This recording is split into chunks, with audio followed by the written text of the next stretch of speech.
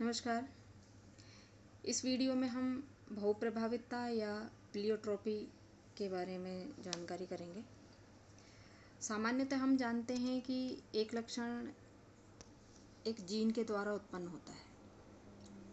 कोई सा भी लक्षण हो, जैसे कि माना कि लंबाई का है तो वो एक जीन के द्वारा टी जीन के द्वारा उत्पन्न होता है। लेकिन कभी कभी एक जीन होता है वो एक से ज़्यादा लक्षणों को उत्पन्न करता है, तो उसे हम बहुप्रभावितता कहते हैं। इस प्रकार जब एक जीन कई लक्षणों को प्रभावित करता है तो उसे बहुप्रभावितता या प्लियोट्रोपी कहते हैं, तथा ऐसे जीन को बहुप्रभावी जीन यानी प्लियोट्रोपी जीन कहते हैं। अर्थात यहाँ पर देखिए कि ये माना कि ये क्रोमोसोम है, गुणसूत्र है, इस पर एक सिंगल जीन है। यदि इसमें म्यूटेशन होता है तो जीन केवल एक है, लेकिन ये कई लक्षणों को उत्पन्न करता है। ट्रेट ए, ट्रेट बी, ट्रेट सी। ट्रेट यानी लक्षण है, तो जीन एक है लेकिन कई लक्षणों को उत्पन्न कर रहा है। सामान्यतः हम ये जानते हैं कि एक जीन से एक ही लक्षण उत्पन्न होता है, लेकिन यहाँ पर एक जीन कई लक्षणों को उत्पन्न कर रहा है, तो इसको हम बहुप्रभावितता या प्लियोट्रोपी कहते हैं। और ऐसे जीन को, ऐसा सिंगल जीन जो कई लक्षणों को उत्पन्न करता है, उसे हम प्लियोट्रोपी जीन कहते हैं। इसका जो सबसे अच्छा उदाहरण है वो है मानव में सिकल सेल एनीमिया। तो ये जो सिकल सेल एनीमिया रोग है, ये एक अप्रभावी जीन HBB, इस जीन में उत्परिवर्तन होने के कारण उत्पन्न होता है। सामान्य अवस्था में HBB जीन है वो सामान्य हीमोग्लोबिन उत्पन्न करता है। अर्थात एक हीमोग्लोबिन होता है, उसमें 2 अल्फा ग्लूटिन प्रोटीन होती है और 2 बीटा चेन होती है। तो जब ये सामान्य होता है तो 2 अल्फा और 2 बीटा जो चेन होती है वो उपस्थित होती है और हीमोग्लोबिन सामान्य होता है। और जब हीमोग्लोबिन सामान्य होता है तो जो हमारी लाल रक्त कणिकाएं RBCs हैं, उनका आकार अंडाकार होता है।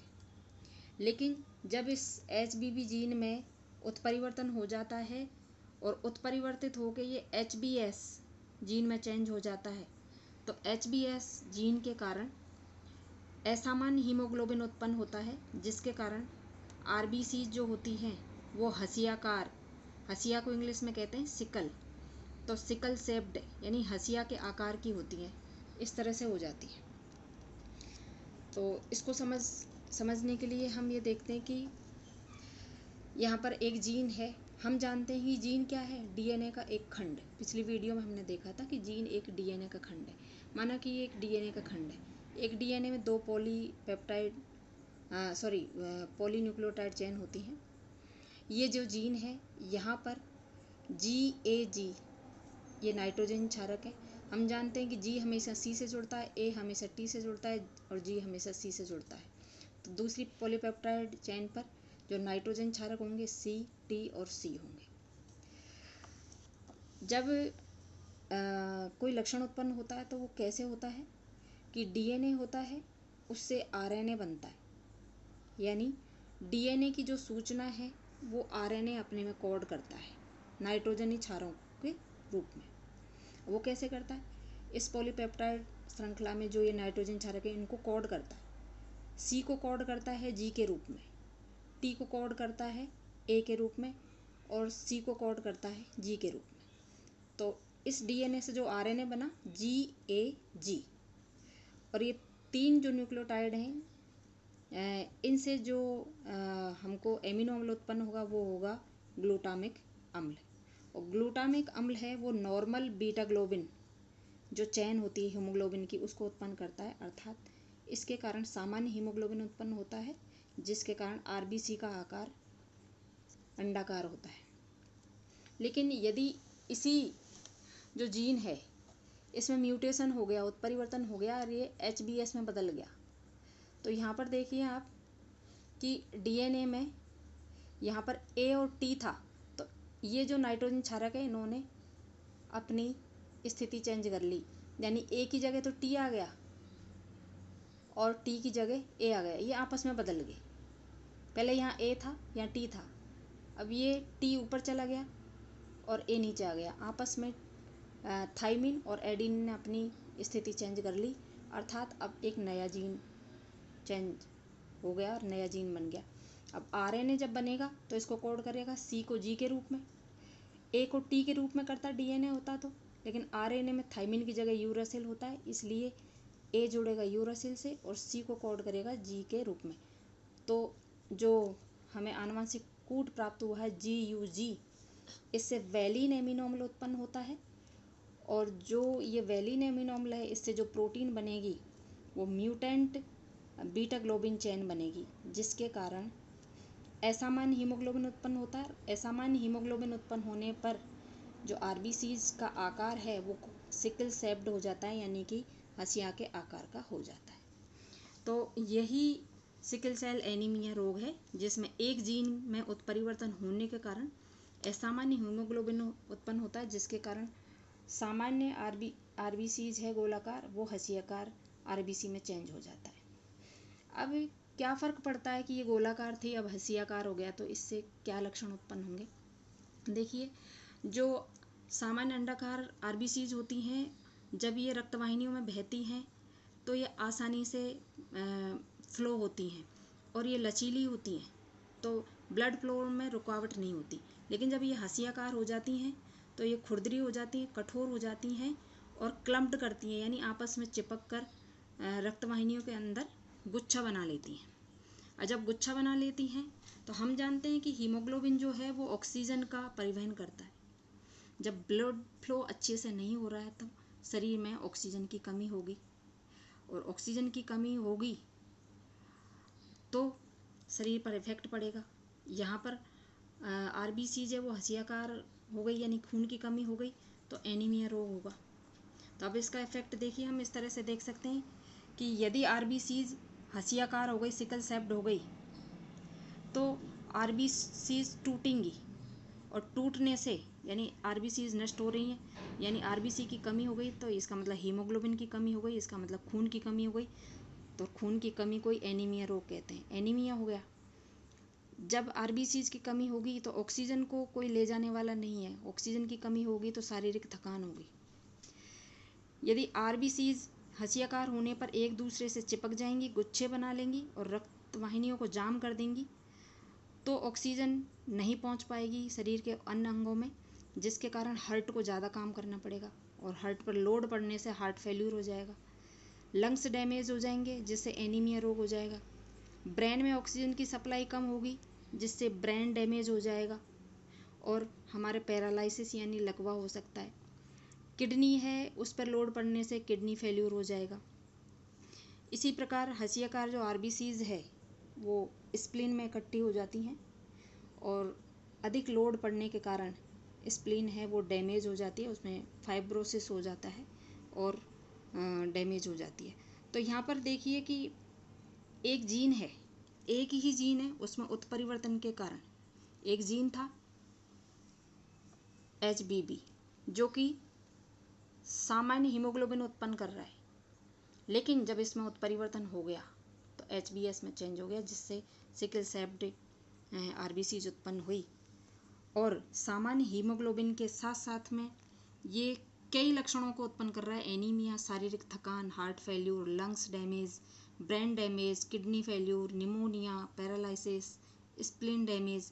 यानी जीन एक है लेकिन एक साथ बहुत सारे लक्षणों को प्रभावित कर रहा है, तो इसी को हम बहुप्रभावितता कहते हैं, क्योंकि हमने पहले इसकी परिभाषा में पढ़ा कि एक जीन जब कई लक्षणों को प्रभावित करता है तो उसे ही बहुप्रभावितता कहते हैं।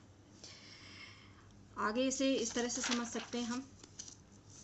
देखिए, अभी हमने देखा था कि जो सिकल सेप्ड हो जाती हैं वो किस तरह से क्लम्प्ड हो जाते हैं, चिपक जाते हैं। यदि ओवल शेप होती हैं आरबीसीज तो ये आराम से फ्लो होती हैं। यदि इस तरह से सिकल सेप्ड हो जाती हैं तो ये रुधिर वाहिनियों में गुच्छा बना लेती हैं, और रुधिर में जो रुधिर प्रवाह हो रहा है, ब्लड फ्लो होता है, उसमें ये अवरोध उत्पन्न करती हैं, और ऑक्सीजन की सप्लाई है वो ढंग से नहीं हो पाती। अब हम इस सिकल सेल एनीमिया की वंशागति के बारे में भी पढ़ सकते हैं इसमें, कि सिकल सेल एनीमिया का जो जीन है HBB, या हम HBA कह सकते हैं इसको, ये एक अप्रभावी जीन है। कैसा जीन है ये? अप्रभावी जीन है। और हम जानते हैं अप्रभावी जीन हमेशा होमोजाइगस अवस्था में ही अपना प्रभाव दिखाता है। यदि ये जीन होमोजाइगस अवस्था में आ गया तो उस व्यक्ति के सिकल सेल एनीमिया रोग उत्पन्न हो जाएगा। तो हम देखिए यहाँ पर एक क्रॉस करवाते हैं। यदि वाहक पिता का मतलब इसमें एक जीन तो सामान्य है, एक एलील, और दूसरा एलील है उसमें सिकल सेल एनीमिया के जीन है। तो लेकिन हम जानते हैं कि अप्रभावी है, तो जब ही उत्पन्न होगा जब दोनों ही HbS होंगे। तो ये केवल वाहक है, यानी इसमें सिकल सेल एनीमिया के लक्षण हैं, लेकिन इसकी मृत्यु नहीं होगी। तो जिनकी मृत्यु नहीं होती हैं और ये जब हेटेरोजाइगस स्थिति में होते हैं तो उन्हें वाहक कहते हैं। तो जब हम एक वाहक पिता और एक वाहक माता में क्रॉस करवाते हैं HbA-HbS, तो जो संतति उत्पन्न होती है वो हमें इस प्रकार प्राप्त होती है HbA-HbA, क्योंकि इसमें दोनों ही जीन सामान्य है, सिकल सेल के नहीं है, इसलिए ये संतति नॉर्मल होगी। HbA-HbS, इसमें एक जीन सामान्य है और एक जो एलील है वो सिकल सेल का है, लेकिन ये होमोजाइगस स्थिति में आने पर ही खतरनाक होता है।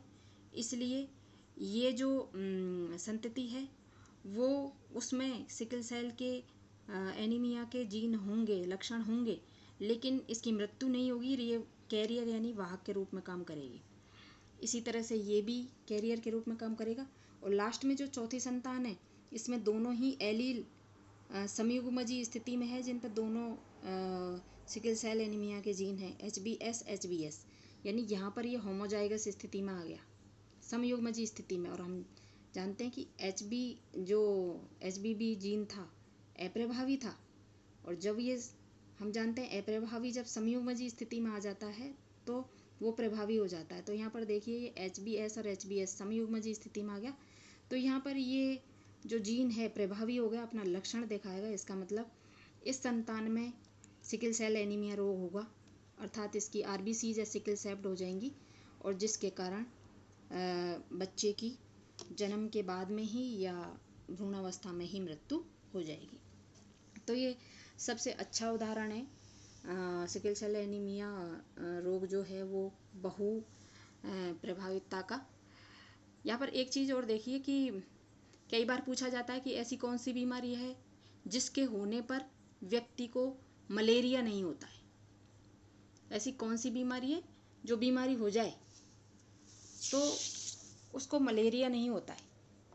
तो ये सिकल सेल एनीमिया रोग है, क्योंकि मलेरिया का जो पैरासाइट होता है प्लाज्मोडियम, वो RBCs का भक्षण करता है। तो जिसके सिकल सेल एनीमिया है उसकी RBCs सिकल सेप्ड होंगी, और जब वो पैरासाइट जो प्लाज्मोडियम है हमारे ब्लड में जाएगा और RBCs को खाएगा, तो RBCs तो सिकल सेप्ड है, तो उसका पोषण पूरा नहीं हो पाएगा। जो मलेरिया का पैरासाइट है उसका पोषण पूरा नहीं हो पाएगा सिकल सेल जो RBCs हैं उनसे, और जिसके कारण उसकी मृत्यु होगी और वो अपने जीवन चक्र को पूरा नहीं कर सकता। इसलिए खासकर जो अफ्रीकी महाद्वीप के जो देश हैं वहाँ पर बहुत मच्छर होते हैं और उन लोगों को बहुत मलेरिया भी होता है। लेकिन यदि उनमें सिकल सेल एनीमिया है यदि किसी व्यक्ति में, तो सिकल सेल एनीमिया से ग्रसित रोगी को कभी भी मलेरिया नहीं हो सकता। जो बहु प्रभावितता जीन है इसका एक दूसरा उदाहरण ड्रोसोफिला जो फल मक्खी हैं उसमें सफ़ेद आँखों वाला जीन भी है। एक जीन है सफ़ेद आँखों वाला, ये सफ़ेद आँख उत्पन्न करता है, लेकिन इसके साथ साथ में उसके अवशेषी पंख और कुंडलित उदर भी उत्पन्न होता है। यानी जीन एक है, सफ़ेद आँख का जीन है, लेकिन इसके साथ में अवशेषी अंग और कुंडलित उदर यानी पेट। यहाँ पर इस चित्र में देखिए कि ये ड्रोसोफिला मक्खी है, इसमें ये जीन जब उपस्थित होता है तो सफ़ेद रंग की आँखें उत्पन्न होती है, साथ में अवशेषी पंख यानी कि छोटे पंख और ऐसे मुड़ा हुआ इसका उदर यानी एब्डोमेन उत्पन्न होता है।